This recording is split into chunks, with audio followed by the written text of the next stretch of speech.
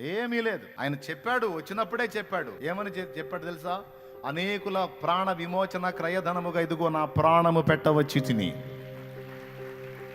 నశించిన దానిని వెదకి రక్షించడానికి మనుష్య కుమారుడు వచ్చాడు. ఇదిగో నా ప్రాణమును నా అంతటా నేనే దాన్ని పెట్టుచున్నాను. ఎందుకయ్యా నువ్వు ప్రాణం పెట్టాలి అంటే, ఇదిగో పాపులైన మనుషుల కోసం నేను వెల చెల్లించకపోతే ఒక్కడు కూడా పరలోకం చేరే ఛాన్స్ లేదు. కాబట్టి నా బిడ్డలందరినీ పరలోకం చేర్చాలంటే వారి పాపాల శిక్ష నేను మొయ్యాలి అని మోసిన ఒకే ఒక్క దేవుడు, నిజమైన దేవుడు, దేవుడు అనడానికి యోగ్యుడు, ప్రభు అయిన యేసుక్రీస్తు ఒక్కడే. ఏ పాపము లేని పరిశుద్ధుడు, పాపుల కొరకు ప్రాణం పెట్టి తిరిగి లేచిన వాడు, పాపికి మారు మనసు పొంది తన బతుకును దిద్దుకొని రక్షణ పొందే ఛాన్స్ ఇచ్చిన ఒకే ఒక్క దేవుడు నా ప్రభు అయిన యేసుక్రీస్తు. నేను ప్రకటిస్తున్న నజరేయుడగు యేసుక్రీస్తు.